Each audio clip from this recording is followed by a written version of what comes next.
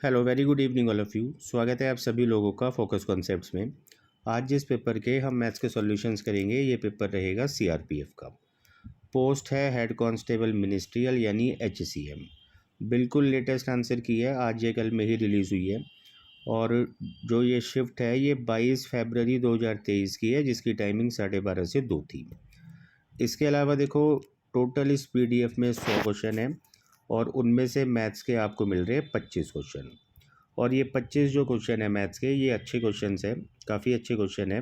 मतलब मुश्किल बिल्कुल नहीं है, बट थोड़ा कैलकुलेटिव है। तो कैसे उस कैलकुलेशन को हैंडल करना है, कम से कम करना है, और क्या हो सकती है बेस्ट अप्रोच, वो मैं आपको आज सिखाऊंगा। बाकी हमेशा की तरह आपको कंप्लीट पीडीएफ प्रोवाइड की जा रही है, जिसका लिंक डिस्क्रिप्शन बॉक्स में आपको मिल रहे हैं। तो अब इसको ज़रूर वहाँ से डाउनलोड करना। और मैथ्स तो खैर हम सॉल्व कर ही रहे हैं, उसके अलावा बाकी के जो सब्जेक्ट्स हैं उसको आप पूरा अच्छे से मतलब खुद से एनालाइज ज़रूर करना। बाकी देखो, ये पेपर भी टीसीएस ने ही कंडक्ट कराया था, जिसका डीएसएसबी का और एसएससी का भी टीसीएस ही कराते हैं। तो भाई नो डाउट देखो, एसएससी और डीएसएससी वाले बच्चों के लिए ये क्वेश्चंस काफ़ी इंपॉर्टेंट है। हो सकता है आपको एज इट इज़ रिपीट में मिल जाए। तो चलते हैं सीधा मैथ्स पे। कौन से आज के 25 क्वेश्चन हैं, एक एक करके उनको समझ रहे हैं। यहाँ से देखो मैथ स्टार्ट हो रहे हैं। ये पहला क्वेश्चन है। जो क्वेश्चन इंग्लिश में होगा मैं आपको हिंदी में ट्रांसलेट कर दूंगा। तो पहले क्वेश्चन में आपको बताया जा रहा है कि ये 3 नंबर्स है, और जब एक 2 डिजिट का नंबर जिसका नाम के है, तो वो इनमें से किसी भी नंबर को डिवाइड करता है तो हमेशा ना एक रिमाइंडर बचता है, सेम रिमाइंडर बचता है जिसका नाम है पी। तो के और पी आपको कैलकुलेट करनी है इनकी वैल्यू, और फिर इस एक्सप्रेशन में पुट करके क्या इसकी वैल्यू होगी आपको निकालना है। अब देखो, ज़रूर आपने ऐसे क्वेश्चंस पढ़े होंगे, जैसे मैं आपसे पूछूं कि वो 2 डिजिट का नंबर यानी के, इनको कंप्लीट डिवाइड नहीं कर पा रहा, तो फिर वो कंप्लीट डिवाइड किसको कर पा रहा होगा। तो आप बोलोगे उसके लिए हमें ये डिफरेंस करने पड़ते हैं। तो 1395 और 2247 का आप डिफरेंस करो। कोशिश करो कहीं साइड में लिख के कैलकुलेशन ना करो, बिल्कुल माइंड में ही करो ऑरली। तो 7 में से 5 गया 2, और 5 और 8 यानी 852 बना। फिर अगले दो नंबर्स का आप डिफरेंस करोगे, 8 में से 7 गया 1, और 9 4 1 यानी 1491। और लास्ट डिफरेंस रहेगा इन दोनों नंबर्स का। आप करना चाहो कर लो, अगर ना भी करना चाहो तो भी चलेगा। एक्चुअली में होता क्या है, ये डिफरेंस करने के बाद ये तीनों डिफरेंसेस आप निकाल लोगे, और इन तीनों को ही डिवाइड कर पा रहे हैं ये 2 डिजिट का नंबर के, यानी वो इन तीनों का कॉमन फैक्टर हुआ। और कॉमन फैक्टर निकालने के लिए आप 3 में से कोई भी 2 नंबर उठा लो और उनका डिफरेंस करो। तो 2 नंबर ऑलरेडी मेरे सामने आ चुके हैं, तीसरा निकालने की कोई ज़रूरत नहीं है। इन्हीं का मैं डिफरेंस कर लेता हूँ, और ये डिफरेंस मुझे मिल रहा है देखो इतना, 639। तो 639 के आप फर्दर फैक्टर करो, और जब आपको 2 डिजिट का फैक्टर नज़र आ जाए तो बस वही वैल्यू के की होगी। तो इसके फैक्टर्स करते हैं, 3 से जब हम इसको काटेंगे तो 213 हुआ। फिर इसको आप 3 से काटोगे तो 71 हुआ। और देखो यहाँ 2 डिजिट का फैक्टर आपको मिल गया, यानी के की वैल्यू तो होगी 71। अब आपको निकालना है पी, और पी एक रिमाइंडर है। आप तीनों में से किसी भी एक नंबर को 71 से डिवाइड करोगे, रिमाइंडर आ जाएगा। तो मैं सबसे छोटा नंबर उठा लेता हूँ 1395, और इसको हम डिवाइड करेंगे 71 से। तो आप समझ पा रहे हो, एक ही बारी पढ़ पाओगे 71 और 8 68 रिमाइंडर बचा, और एक आपने उतारा 5। अब 71 का टेबल आपको पढ़ने की ज़रूरत नहीं है, 70 का टेबल सबको आता है, जिसको 7 का आता है 70 का भी आता है। और 7 9 सा 63 होते हैं, तो 79 सा 630, और 71 9 सा 639। तो यहाँ जो रिमाइंडर आपको मिलेगा वो मिलेगा 46, यानी ये वैल्यू है पी की। और अब सिंपली आप यहाँ पुट कर दो, देखो क्या पूछा है इन्होंने, 2k माइनस 3p। 2k का मतलब 2 इंटू 71 डेट इज़ 142, और 3p का मतलब 3 इंटू 46, 40 40 40 120 और 18 यानी 138।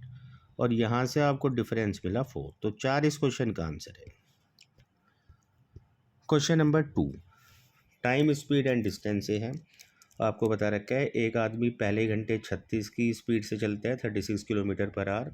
अगले 5 घंटे वो 50 की स्पीड से चलता है, और फिर अगले कुछ एक्स घंटे वो 75 की स्पीड से भी चलता है, और पूरे रास्ते उसकी जो औसत चाल रही वो इतना रही। तो बताना है एक्स की वैल्यू। अब करने में देखो आप एलिगेशन भी लगा सकते हो, लेकिन एलिगेशन से टाइम लगेगा, बेशक आप करके देखना। बेस्ट तरीका कॉन्सेप्ट है, एवरेज स्पीड का फार्मूला आपको पता होना चाहिए, जो कि होता है total distance upon total time. अब टोटल डिस्टेंस के लिए क्या करना होगा, आपको ये छोटे छोटे सभी डिस्टेंस इसको जोड़ना होगा, और डिस्टेंस निकलता है स्पीड इंटू टाइम। 1 घंटे 36 से चला तो 1 × 36 यानी 36। अगले 5 घंटे 50 की स्पीड से आप बोलोगे 250, तो 36 और 250 आप समझ रहे हो, 286 तो यही बन गया। उसके बाद अगले x घंटे 75 की स्पीड से चला तो 75x चला। तो ये था टोटल डिस्टेंस। टोटल टाइम की अगर बात की जाए तो 1 + 5 + x यानी 6 + x, और तब जाके एवरेज स्पीड आएगी, जो कि गिवन है 58.6। बस आप क्रॉस मल्टीप्लाई करो और x की वैल्यू निकालो। तो क्रॉस मल्टीप्लाई करने पे 286 + 75x इक्वल्स टू किसके हुआ, इस पूरे को आपको देखो 58.6 से मल्टीप्लाई करने हैं। आप 6 से मल्टीप्लाई कर रहे हो तो 2 × 3 समझ लो, और इसको थोड़ी देर के लिए 58 समझ लो। तो 58 2 सा 116, और फर्दर उसको 3 से करोगे 348। उधर से 0.6 की गुणा 6 में करोगे 3.6 यानी 351.6 प्लस 58.6x। और अब फटाफट से x वाले नंबर्स को एक तरफ ले आओ, इधर आप लेकर आओगे इसको 0.4 यानी 59 और 16, इतना x बचा। और 286 को आप वहाँ लेके जाओगे 14 और 51 डेट इज 65.6 बचा। और बिल्कुल देखो कई बार क्या होता है, सीधा सीधा कटता नजर आ जाता है। तो x की वैल्यू आ गई 4। उम्मीद है आपको समझ आया होगा। चलते हैं अगले क्वेश्चन पे। क्वेश्चन नंबर 3 देखो, सिंप्लीफिकेशन का एक सिंपल सा क्वेश्चन है, तो आप इसको खुद भी कर सकते हो और कोशिश करना पहले अटैम्प्ट में इसका आंसर आ भी जाए। Question number 4। अब ये जो क्वेश्चन नंबर 4 है, ये है मिक्सचर से। यहाँ आपको बता रखा है कि एसिड और वाटर ये 2 एलिमेंट्स हैं और 2 सॉल्यूशन है ए और बी। तो ए में जो रेशियो है वो 4 और 11 है, और बी में जो रेशियो है वो 3 और 7 है। अगर मैं टोटल क्वांटिटी चेक करूँ तो यहाँ देखो 15 और यहाँ बनने लग रही है 10। बाकी हमें जिस रेशियो में इनको उठाना है या जो इनकी मात्रा उठानी है वो भी बता रखी है। कहता है पहले की तो उठाई जाए 3 लीटर और दूसरे की मात्रा उठाई जाए 5 लीटर। लेकिन देखो 3 को इस रेशियो में बांटना, या फिर आप समझ रहे हो 15 से काटना, वो डेसिमल में जाएगा, और वैसी दिक्कत यहाँ भी है। तो आप एक काम करो, एक एक ज़ीरो और बढ़ा लो, और 30 को आसानी से आप इस रेशियो में बांट सकते हो। 15 से आप समझ रहे हो 2 बारी में कटते हैं, तो 2 बारी आप यहाँ दोनों जगह मल्टीप्लाई कर दो। ऐसे ही देखो 10 × 5 50 होता है, आप 5 टाइम्स कर लो। तो यहाँ से आपने दोनों को रिक्वायर्ड रेशियो में मिला लिया, और एक बारी ना इनको देखते हैं फाइनल क्या रेशियो बना। तो 8 और 15 यानी 23, और उधर से जब आप जोड़ोगे 22 और 35 को, तो ये बन रहा है 57। आगे उसने एक बात और भी बोली है, देखो इस मिक्सचर में फिर से उसने अब 1 लीटर पानी और मिला लिया। लेकिन आपको ध्यान से समझना है, आप रियल डाटा के साथ पहले ही छेड़छाड़ कर चुके हो। 3 को आपने 30 बना दिया, 5 को 50 बना दिया, तो 1 को भी आप 10 बनाओगे, यानी यहाँ आपको पानी जोड़ना है 10। तो टोटल ये जो मात्रा हुई फाइनल मिक्सचर की, वो आप समझ रहे हो 67 70 90 बन गई। और आपको निकालना है इसमें से एसिड का परसेंटेज। तो सिंपली आप बोलोगे 23 एसिड है आउट ऑफ 90 में से, और परसेंट के लिए 100। बाकी इसको कैलकुलेट करोगे तो 230/9 आपको बिल्कुल ही वाला ऑप्शन नज़र आ रहा है, यही इसका आंसर है। क्वेश्चन नंबर 5 है, देखो मेंसुरेशन का है। आपको कर्व्ड सरफेस एरिया यानी कि CS से वक्र पृष्ठीय क्षेत्रफल दे रखा है एक कोण का यानी शंकु का 260 पाई। और आपको अच्छे से पता है कि इसका जो फॉर्मूला होता है ना, वो होता है πRL। तो आप πRL के बराबर इसको कर दो, और बल्कि L आपको गिवन है, L का मतलब स्लैंट हाइट 26 गिवन है। तो ऐसे जब आप बराबर करोगे तो पाई से पाई घटा, और 26 ने 10 बारी काटा, तो बिल्कुल आसानी से देखो रेडियस आपको 10 मिल गई। अब क्या करना है, इस कोण को, इस शंकु को आपको दोबारा से रीशेप करना है, उसको पिघलाकर सिलेंडर की शेप में बदलना है। आप अच्छे से समझते हो, जब भी शेप बदलनी होती है तो दोनों के वॉल्यूम्स को आपस में बराबर करना होता है। कौन का जो वॉल्यूम होता है वो 1/3 पाई आर स्क्वायर, आर अभी हमने निकाला था 10, उसका स्क्वायर है 100 हुआ, और इनटू में एच। अब जल्दबाजी में एच आप 26 मत ले लेना, ये स्लैंट हाइट है। आपने ज़रूर देखो ऐसा पढ़ा होगा, ये आर होता है, ये स्लैंट हाइट एल होता है, ये हाइट एच होता है। और आर आपको यहाँ पर अभी आपने निकाला है 10, एल आपको गिवन है 26। ये दोबारा से एक बारी बनाना पड़ेगा, देखो बना देते हैं फटाफट। तो समझने वाली बात ये है, देखो ये आर था, ये एच था, ये स्लैंट हाइट एल था, ये आपको गिवन 10 है, आपने निकाला है अभी, ये आपको गिवन 26 है। तो आप या तो भाई पाइथागोरस थ्योरम लगाओ, या फिर वो ट्रिपल एट आपने पढ़ा होगा 5 12 13, उसी का डबल चल रहा है यहाँ पर 10 24 26, तो यानी हाइट होगी 24। तो अब जैसे कि मैंने आपको बताया था दोनों के वॉल्यूम्स इक्वल करने हैं, तो 1/3 इंटू पाई आर स्क्वायर 100, और एच अभी अभी आपने निकाला है 24, और इसको इक्वल करोगे सिलेंडर के वॉल्यूम के, यानी पाई आर 5 है तो आर स्क्वायर 25 हुआ, और एच आपको यहाँ निकालना है सिलेंडर का। पाई से पाई कटा, 3 से नंबर 8 भरी कटा, 25 से नंबर 4 भरी, तो एच आ गया आपका 32। और अब बिल्कुल फाइनल आपको निकालना है टोटल सरफेस एरिया, जिसका फार्मूला होता है 2πr इंटू में एच प्लस आर। अच्छा, 2 पाई के जगह पाई रहने दो, ऑप्शंस में आपको पाई नज़र आ रहा है, आर की जगह आप 5 लिखोगे तो 2 5 सा, आप समझ रहे हो, ये तो 10 पाई हो गया, और ब्रैकेट में एच प्लस आर यानी 32 + 5 डेट इज़ 37। तो आंसर आपको मिलेगा 370 पाई। इसके बाद जो क्वेश्चन नंबर 6 है, यहाँ आपको बताया जा रहा है अंकित मूल्य एक वस्तु का 800 रुपये है, और x और x% के 2 सक्सेसिव डिस्काउंट यानी 2 क्रमिक छूट के बाद फाइनली इसको इतने रुपए में बेचा गया है, यानी ये सेलिंग प्राइस है। तो आपको x की वैल्यू निकालनी है, और जब आप x की वैल्यू निकाल लोगे तो आपको क्या करना है, फिर एक सिंगल डिस्काउंट देना है 2x% का, और उसके बाद बताना है कि सेलिंग प्राइस क्या रहेगा। अब देखो ये सक्सेसिव चेंज है, और आपने ज़रूर रेशियो मेथड कहीं ना कहीं पढ़ा होगा, जिससे आपने कंपाउंड इंटरेस्ट के क्वेश्चन भी किए होंगे, और परसेंटेज में भी एक सक्सेसिव चेंज का टॉपिक होता है। करना क्या है, देखो मार्क प्राइस और सेलिंग प्राइस आपको गिवन है, बल्कि ये जो पॉइंट पॉइंट वाली कैलकुलेशन है, इससे बचने के लिए मैं इसको डबल कर देता हूँ डाटा को। 800 का डबल 1600 होता है, और 612.5 का डबल 1225 होता है। अब यहाँ 2 सक्सेसिव डिस्काउंट है, दोनों इक्वल है, तो इसका मतलब ये दोनों नंबर या फिर इनको काटने के बाद जो नए नंबर्स बनेंगे वो रिप्रेजेंट करेंगे परफेक्ट स्क्वायर्स, और फिलहाल भी ये परफेक्ट स्क्वायर्स है। किसके है आप समझ रहे हो, ये 40 का और ये 35 का। तो यानी कि हर बारी डिस्काउंट देने के बाद 40 वाली वैल्यू घटकर 35 पे आ जाती है। तो आप बोलोगे हर बारी 5 का डिस्काउंट हम कह सकते हैं 40 पर दिया जा रहा है, और यहाँ से आप रेट ऑफ परसेंटेज भी निकाल सकते हो, मतलब परसेंटेज निकाल सकते हो सक्सेसिव का। हर बारी 12.5% डिस्काउंट यहाँ पर दिया जा रहा है, एक्स की वैल्यू 12.5। अब कहता है एक सिंगल डिस्काउंट देना है 2x% का, 2x% यानी 25% हुआ, और 800 का 25% वैसे आपको निकालने की ज़रूरत नहीं है, 25% 1/4 होता है, यानी 200 का डिस्काउंट जब आप 800 पर दोगे तो फाइनली बेचा जाएगा सामान 600 में। क्वेश्चन नंबर आ जाते हैं इसके बाद 7th पे, परसेंटेज से है, लेकिन थोड़ा ध्यान से पढ़ना है, पहली लाइन से ही देखो यहाँ पर घुमाया जा रहा है। कहता है रूपा की जो बचत है, जो सेविंग्स है, वो 16% तो है, लेकिन उसकी इनकम का नहीं बल्कि उसके खर्च का। तो आप इसको देखो फ्रैक्शन से अगर करते हो तो आप फ्रैक्शन 4/25 लिखोगे, यानी 25 अगर मानोगे एक्सपेंडिचर तो 4 उसका हुआ सेविंग्स। तो आप इसको ऐसे लिख सकते हो, देखो कि एक्सपेंडिचर 25 और सेविंग 4, 2 0 और लगा लो, और टोटल आप उसकी इनकम को बोलो 2900। 2900 में से वो 2500 खर्च करती है और 400 बचाती है।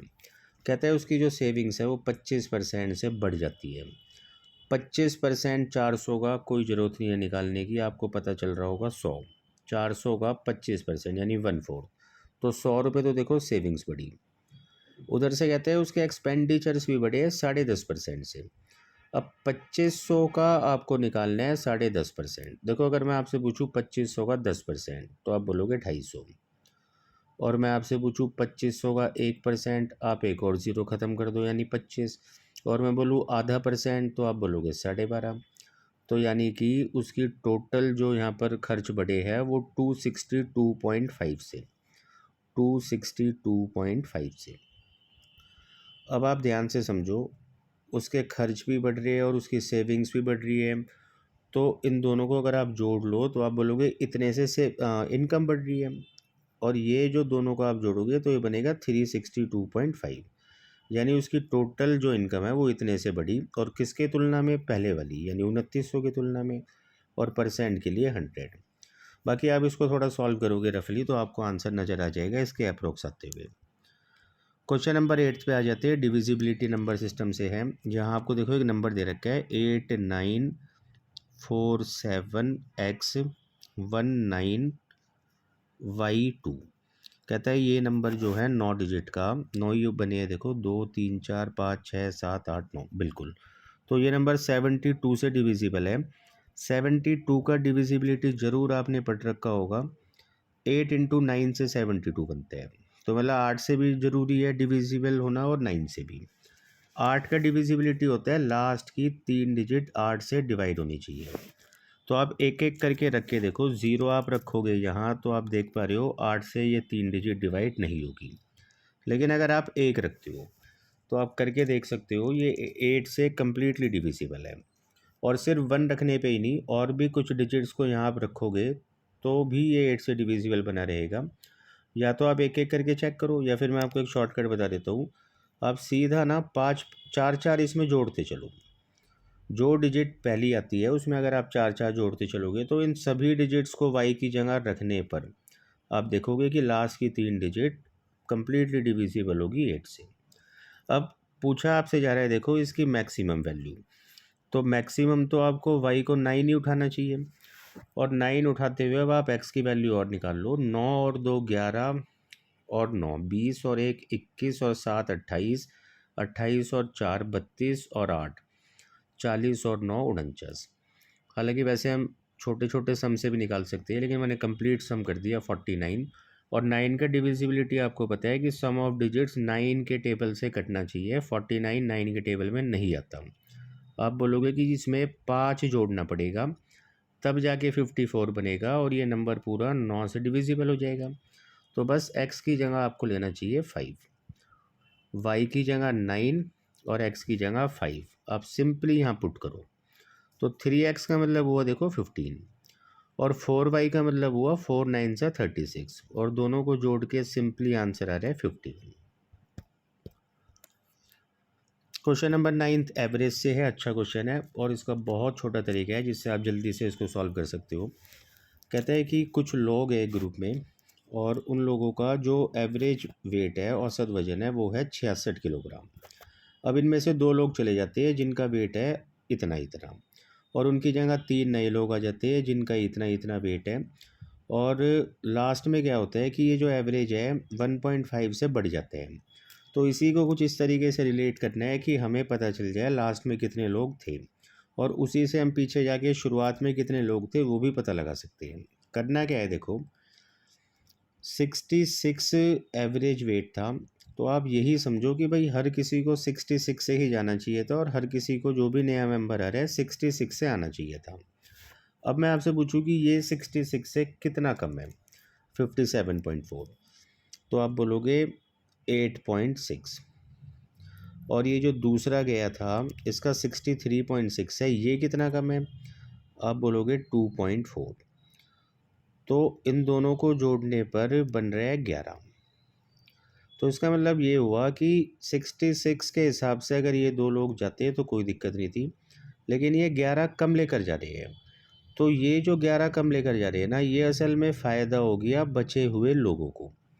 अब देखते हैं जो 3 नए लोग आए हैं उनसे कितना फ़ायदा नुकसान हुआ। तो 66 से देखो पहले वाला जो आया है वो तो 1 किलोग्राम कम आया है, लेकिन अगले वाला जो है वो काफ़ी ज़्यादा है, 12.8 ज़्यादा है, और जो तीसरा है वो 1.2 ज़्यादा है। तो मतलब 2 ये जो ज़्यादा है ये मिलाकर आपका बन रहा है 14, और एक इसमें से चलो घटा भी लो तब भी 13 का फ़ायदा हुआ। तो मतलब टोटल जो फ़ायदा हुआ ना वो हुआ 24 का। और जब कुछ एक्स्ट्रा सम आएगा तो वो हर किसी में बटेगा, और जब हर किसी में वो बटा होगा तो हर बच्चे को यानी हर किसी एक को इतने का फ़ायदा हुआ। तो अगर मैं पता करना चाहूँ कि अगर एक को 1.5 का फ़ायदा, तो 24 का जो टोटल फ़ायदा हुआ है उसमें कितने लोग थे, तो आप इसको सिंपली डिवाइड करो और यहाँ से आपको पता चलेगा 16, मतलब लास्ट में 16 लोग थे। अच्छा 16, अब ध्यान से समझो, 16 से पहले क्या हुआ था, 3 लोग आए थे, और इन तीनों के आने से पहले बचे होंगे 13 लोग, और 13 कब बचे थे, जब 2 चले गए थे। तो इसका मतलब इनसे पहले थे 15 लोग, तो बिल्कुल शुरुआत में यहाँ पर 15 लोग थे। एक बार या फिर से इसको रिपीट कर लेना अगर कोई दिक्कत रह गई हो। इसके बाद चलते हैं क्वेश्चन नंबर 10 पे। कहता है 2 पाइप है ए और बी, और एक भर सकता है 18 घंटे में, दूसरा भर सकता है 22.5 घंटे में, और तीसरी कंडीशन ये है कि सी यहाँ पर खाली करने वाला पाइप है, और अगर हम तीनों को एक साथ खोल दें तो फिर ये 3 घंटे में 20% टंकी भरती है। और टंकी 20% नहीं, आप 100% का हिसाब लगाओ, तो आप बोलोगे 100% तो 20 का 5 गुना होता है, सीधा 3 का भी 5 गुना कर दें, तो यानी कि 15 घंटे। 15 घंटे तब लगेंगे जब तीनों पाइपों को एक साथ खोला जाएगा। मैं यहाँ लिख देता हूँ ए, ये बी, और ये ए प्लस बी, और सी खाली करने वाला है तो माइनस सी। अब आप सबसे पहले निकालो इनका एलसीएम। तो इनका एलसीएम निकालने के लिए जो नंबर आपको परेशान कर रहे हैं उसको आप पॉइंट ख़त्म कर लो। 22.5 को आप दुगना कर लो 45, और अब आप 18, 45 और 15 का एलसीएम लो, बल्कि आपको नज़र ही आ रहा होगा 19 का एलसीएम होते हैं। और अब आप इनकी क्षमता निकालो, ए की 5 आ रही है, बी की क्षमता आपको 4 मिलेगी, और ए बी और सी की मिलाकर 6 मिली। अच्छा ए और बी की मिलाकर 5 और 4 9 नज़र आ रही है आपको, तो फिर इन तीनों की 6 है। इसका मतलब सी की क्षमता है 3, मतलब 3 की क्षमता से वो टंकी खाली करते हैं। अब क्वेश्चन को आगे स्टार्ट करते हैं। कहता है ए और बी को भाई 4 घंटे के लिए एक साथ खोला गया। ए और बी की क्षमता जैसे कि आपके सामने है, 5 और 4 9, और 4 घंटे में इन्होंने भरा होगा 36 यूनिट पानी, और टोटल है देखो यहाँ पर 90 यूनिट। तो अगर मैं आपसे पूछूं कितना और बचा, तो आप बोलोगे 54 और बचा। लेकिन अब फ़र्क ये आ गया, ए को तो हमने बंद कर दिया और उसकी जगह सी आ गया, यानी अब बी और सी भरेंगे।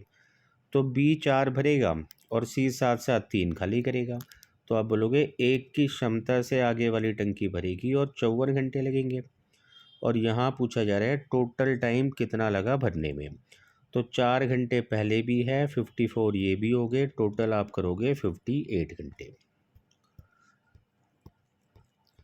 इसके बाद क्वेश्चन नंबर 11 है, ये ज्योमेट्री का क्वेश्चन है। यहाँ आपको बताया जा रहा है ओ एक इंटीरियर पॉइंट है, मतलब एक अंदर एक पॉइंट है ओ, और ट्रायंगल का नाम है पी क्यू आर, बना लेते हैं इसको। और कहता है कि एक तो एंगल पी ओ क्यू, ये वाला एंगल मिला लो, दूसरा क्यू ओ आर यानी ये, और तीसरा आर ओ पी, मतलब ये तीनों एंगल्स आपस में इक्वल बता रखे हैं, और ये तीनों मिलके 360 बनाते हैं, और तीनों बराबर है तो आप तीनों को 120 लिख सकते हो। इसके अलावा आपको बताया जा रहा है पी क्यू आर, ये वाला जो एंगल है ये पूरा ये है 60 डिग्री। अच्छा ओ पी, ये ओ पी है, देखो यहाँ आप मतलब इसको लिखो मत, पहले ही जगह कम है। ओ पी आप समझो ये 16 है, और ओ आर यानी कि ये लेंथ आपकी 12 है। तो ओ क्यू की लेंथ पूछी जा रही है, यानी कि ये वाली लेंथ। अब करना क्या है इसमें, देखो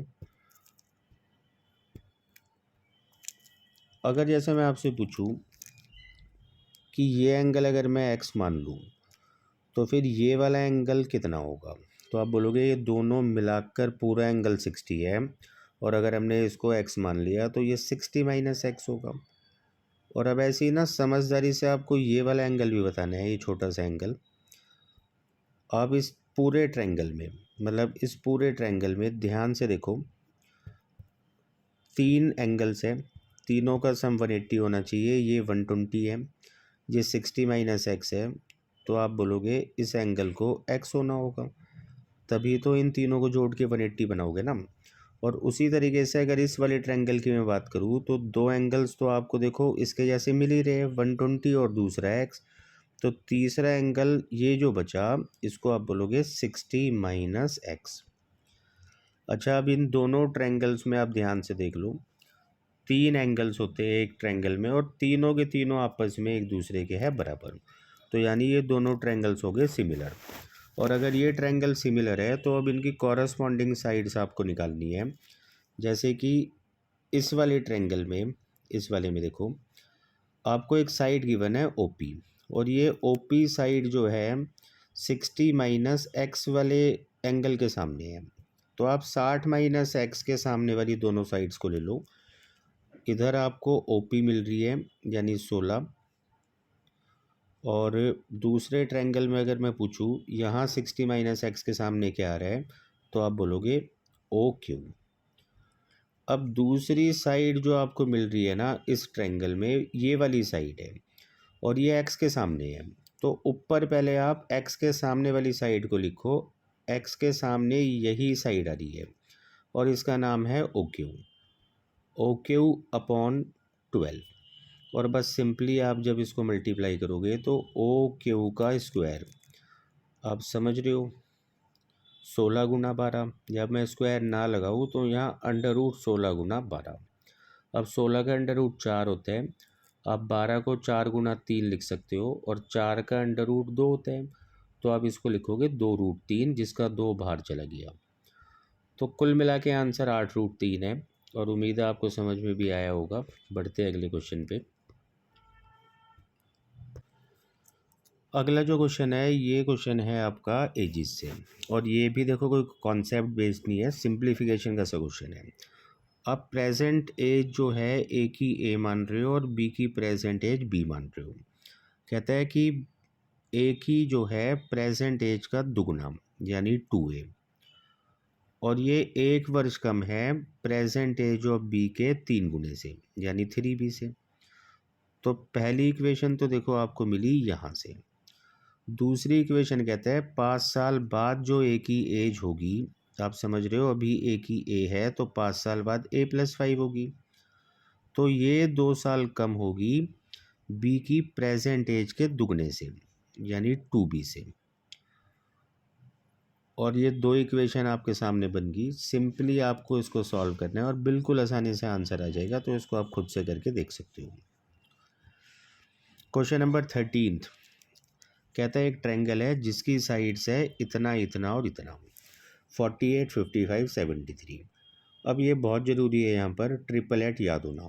ये तीनों साइड देखते ही आपको समझ आ जाना चाहिए कि ये राइट एंगल ट्रायंगल की तीनों साइड्स होती है, और इसीलिए मैं यहाँ पर राइट एंगल ट्रायंगल बना रहा हूँ, जिसमें सबसे बड़ी साइड इधर मैं 73 ले लेता हूँ, और एक साइड में से आप किसी को भी 55 ले लो और एक को 48।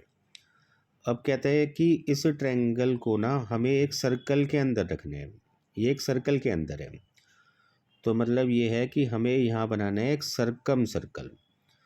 और सर्कम सर्कल जो होता है राइट एंगल ट्रायंगल के केस में, तो ये जो हाइपोटेनियस होता है ये सर्कल का डायमीटर होता है, और अगर सर्कल का डायमीटर हाइपोटेनियस यानी 73 के बराबर है तो फिर रेडियस कितनी होगी, आप बोलोगे 73/2।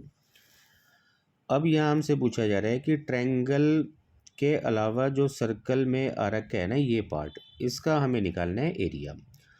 तो करना क्या होगा, देखो पहले तो आपको निकालना होगा एरिया ऑफ सर्कल, πr² यानी 22/7 इंटू r², 73/2 इंटू 73/2, और इसमें से आपको माइनस करना होगा इस ट्रायंगल का एरिया। राइट एंगल ट्रायंगल का एरिया जरूर आपको पता होगा, हाफ इंटू में परपेंडिकुलर इंटू बेस, और इसको बस आप सॉल्व कर लेना और आंसर जो है आपको मिल जाएगा।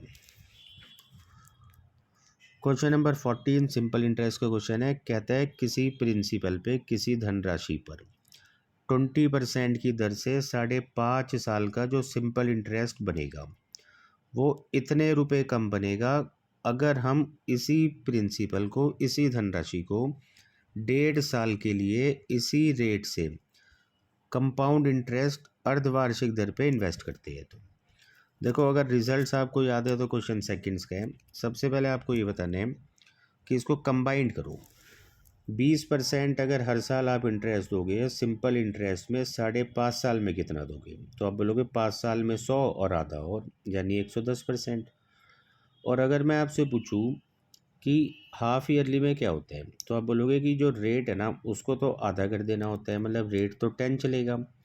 और 1.5 साल में जो है 3 बारी मतलब हमें इंटरेस्ट देना होगा, तो 10% से 3 बारी में कितना ब्याज देना होगा? तो ज़रूर आपने ये याद कर रखा होगा, कंपाउंड इंटरेस्ट में 33.1% देना होता है। और यहाँ लेकिन हमें अमाउंट बनाना है, तो अमाउंट बनता है प्रिंसिपल प्लस इंटरेस्ट। आप इसमें 100 और जोड़ दो, तो इतना परसेंट आपका बन जाएगा अमाउंट। और इसके इसमें आपका जो सिंपल इंटरेस्ट था वो बना था 110%। और हमें इन दोनों का बेसिकली दे रखा है डिफरेंस। यही डिफरेंस देखो परसेंटेज में आपको नज़र आ रहा होगा 23.1%। तो इसी की वैल्यू 2772 है। यहाँ से आप 1% निकाल लोगे और सम निकालना है तो 100% की वैल्यू निकालनी है। अब जब इसको आप सॉल्व करोगे तो 231 वन ज़ा 231 और ये पूरा 120 बारी में कटेगा। 100 से आप मल्टीप्लाई करोगे तो आंसर होगा 12,000। क्वेश्चन नंबर 15 बिल्कुल आसान क्वेश्चन है। यहाँ आपको बता रखा है कि एक टेस्ट में जो सभी बच्चों का एवरेज है स्कोर वो 64 है, जबकि पासिंग स्टूडेंट्स का 72 है और फेल होने वालों का 42 है। आप एलिगेशन लगाओ, बीच में कंबाइंड एवरेज रखो जो कि 64 है। और सिंपली जब आप एक क्रॉस डिफरेंस करोगे तो आपको यहाँ से नंबर ऑफ़ टर्म्स यानी नंबर ऑफ़ पासिंग स्टूडेंट और फेल वाले स्टूडेंट्स का रेशियो मिल रहा है 11 और 4। लेकिन आपसे उल्टा पूछा है फेल वालों का पास वालों के साथ, तो आप इसको इंटरचेंज करोगे तो आंसर होगा 4:11। इसके बाद क्वेश्चन नंबर 16 है, टाइम एंड वर्क से है। कहता है ए और बी किसी काम को 18 दिन और 40 दिन में ख़त्म कर सकते हैं। अगर हम इसी का यहाँ एलसीएम लें तो 360 इनका एलसीएम बनेगा और क्षमता जो बनेगी ए की 20 और बी की बनेगी 9। कहते हैं दोनों ऑल्टरनेट डेज में काम करेंगे, यानी एकांतर दिनों में। शुरुआत बी करेगा तो काम कितने दिन में ख़त्म होगा? तो पहले दिन आप बी से काम कराओ और अगले दिन आप ए से काम कराओ, और ऐसे ही आगे भी रिपीटेशन चलता रहेगा। तो हर 2 दिन में हम कह सकते हैं कि 29 काम हमारा हो जाएगा। अब काम है देखो 360, तो आप 29 को कोशिश करो कितना आप पढ़ सकते हो कि वो 360 के करीब हो जाए। तो 29 को ना देखो आप 12 बारी पढ़ के देखो, 10 बारी तो 290 होता है, और 29 दूनी 58 इसमें और जोड़ लो तो ये बनेगा 348।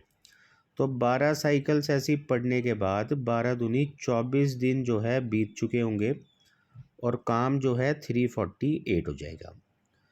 अब नई साइकिल है तो शुरुआत फिर से बी करेगा, एक दिन बी को दे देते हैं और अपनी क्षमता के हिसाब से ये 9 काम और कर लेगा। तो आप समझ रहे हो 25 दिन में 357 काम हो चुका है, 3 काम और बचा है और 3 काम अब कराना है हमें ए से। तो ए 3 काम को करने में कितना टाइम लेगा वो आप निकाल सकते हो, जबकि ए की क्षमता है 20। तो आप बोलोगे 3/20 दिन और लेगा। तो 25 में जैसे ही आप 3/20 जोड़ोगे तो आंसर आपको बी ऑप्शन नज़र आ जाएगा, यानी 25 सही थे 3/20। क्वेश्चन नंबर 17 कंपाउंड इंटरेस्ट का इंस्टॉलमेंट का क्वेश्चन है। कहता है 21,200 रुपये हमें भरने हैं वापस 2 बराबर वार्षिक किस्तों में, और वो वार्षिक किस्त कितनी है हमसे पूछा जा रहा है। ब्याज की दर 12% है। कंपाउंड इंटरेस्ट में क्या होता है, देखो जैसे आज हमने पैसा लिया तो पहली किस्त जाएगी 1 साल बाद और दूसरी किस्त जाएगी 2 साल बाद। तो आपको 1 साल के इंटरेस्ट के साथ पहली किस्त बनानी है। 12% की फ्रैक्शन 3/25 होती है, तो आप बोलोगे 25 रुपये जो है 28 रुपये बन के जाएंगे। और दूसरी किस्त जो 2 साल बाद जाएगी तो आपको सिंपली इन्हीं नंबर्स का स्क्वायर करना है। तो आप बोलोगे दूसरी किस्त में अगर प्रिंसिपल 625 होगा तो वो ब्याज समेत 784 की किस्त बनेगी।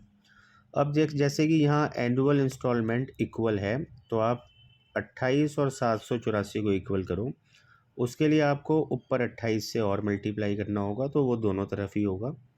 और अब ये बैलेंस हो चुका है। तो अब आप इसको टोटल करते हो तो ये तो होगा जो पैसा आपने उधार लिया था।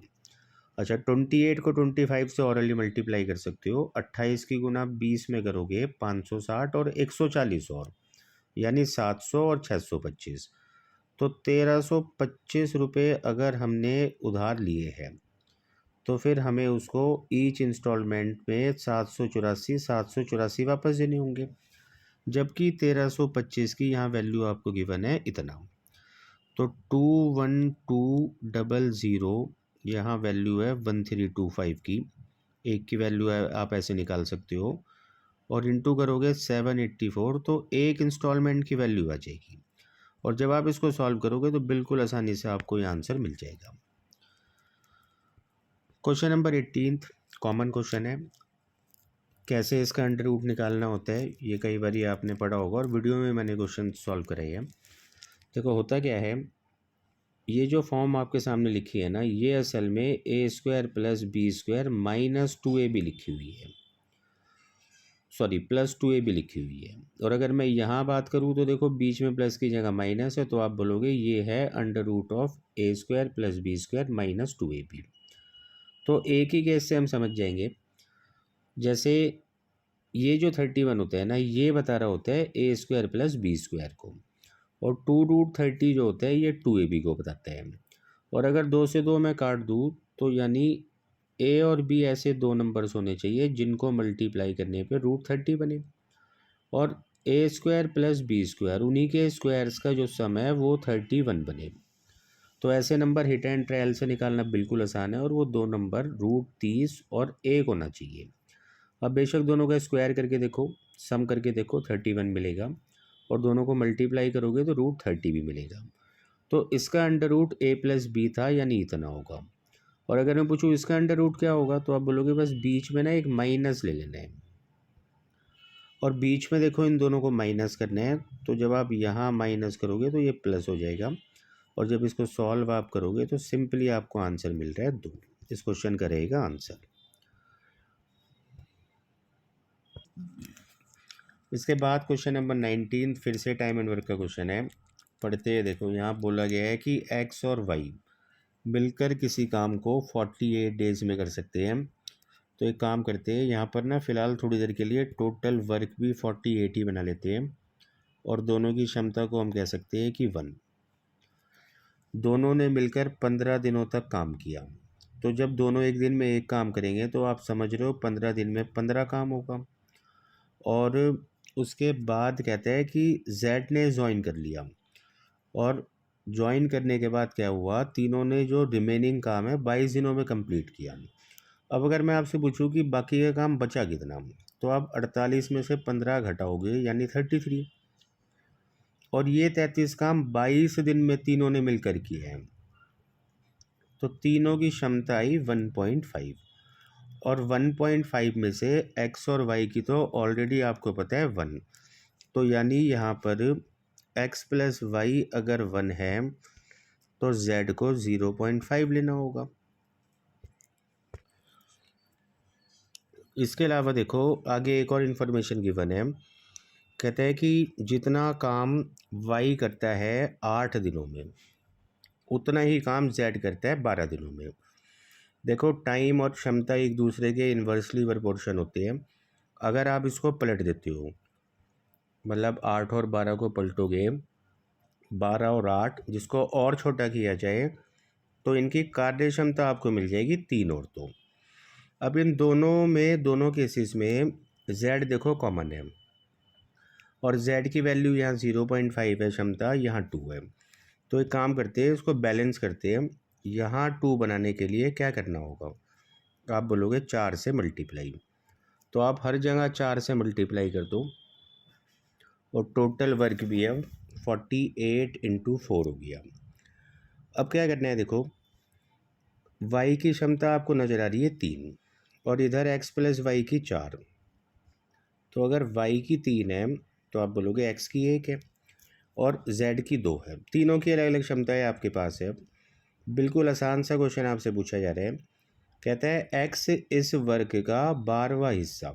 देखो टोटल वर्ग है 48 × 4, और जब आप इसका 12वां हिस्सा करोगे 1/12 करोगे तो ये वर्ग रह जाएगा 16।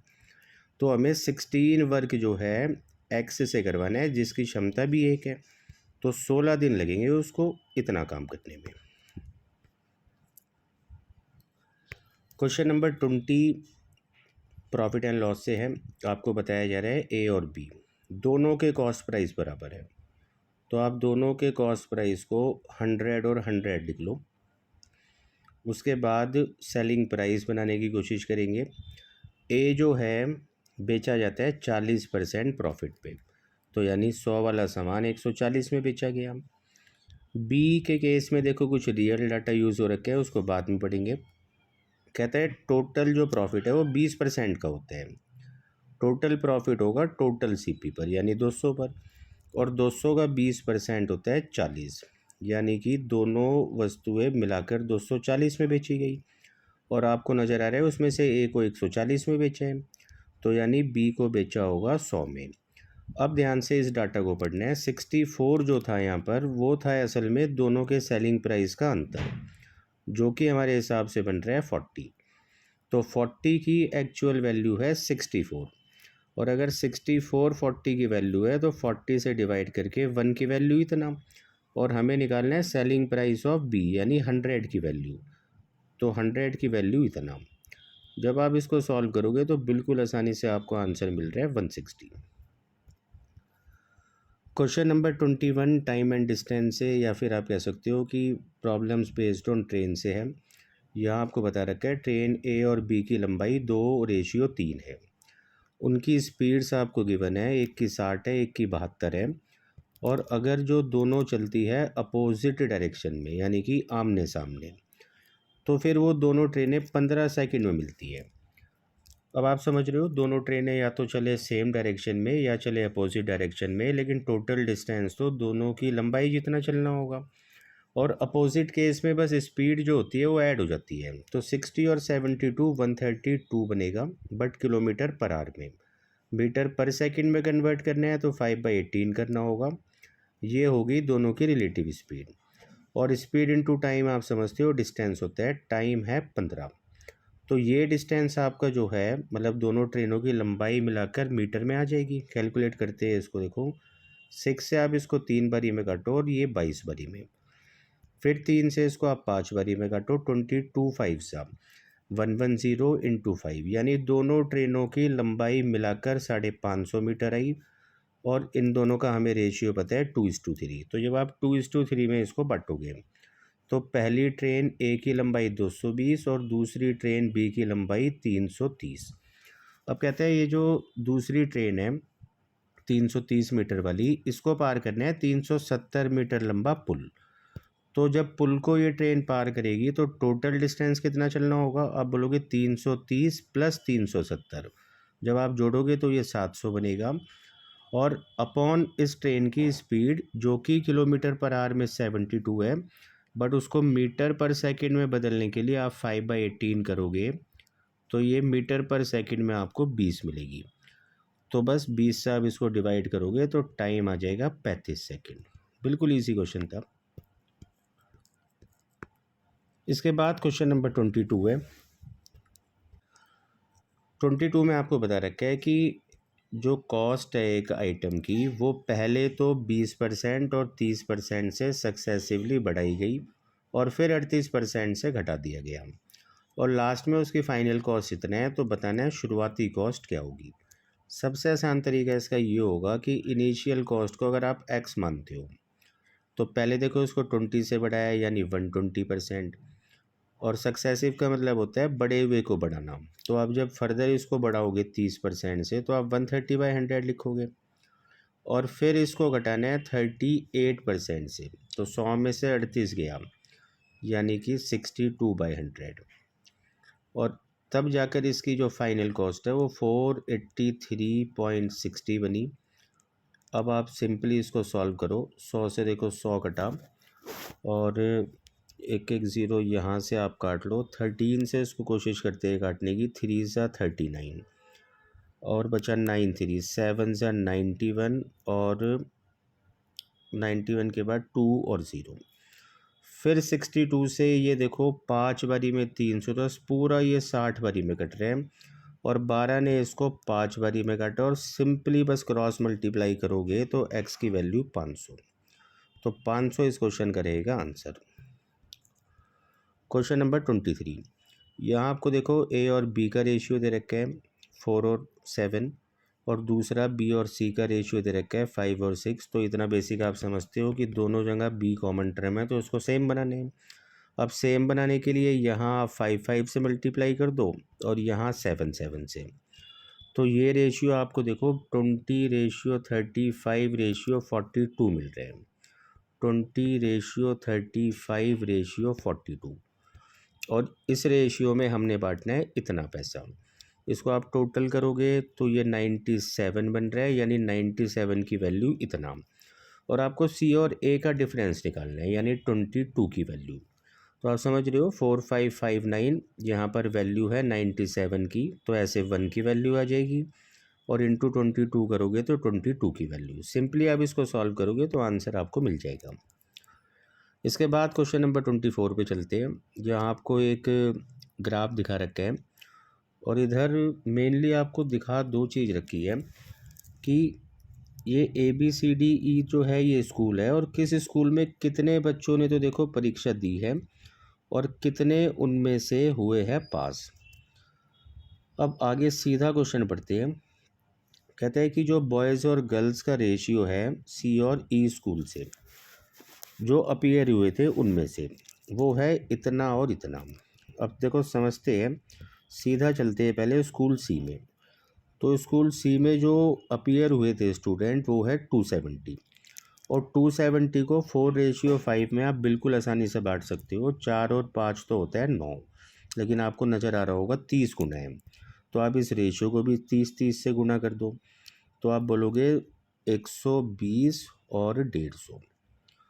तो इतने बॉयज़ और गर्ल्स ने अपीयर किया था स्कूल C से। अब बिल्कुल वैसे ही देखो आपको चलना है स्कूल E में। टोटल 300 बच्चों ने यहाँ अपीयर किया है जिनका रेशियो 9 और 16। तो 9 और 16 देखो 25 होता है और 25 की वैल्यू 300। 25 इसको बिल्कुल 12 बारी में कटेगा और जब 12 से आप इस रेशियो की मल्टीप्लाई करोगे तो 108 और 192 आपको बॉयज़ और गर्ल्स मिल जाएंगे।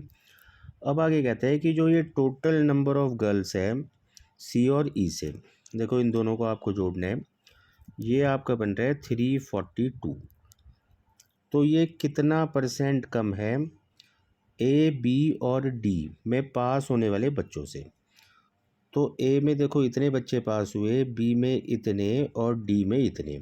इनको आप जोड़ोगे तो ये बना 280 और 60, 340 और 150, यानी 490।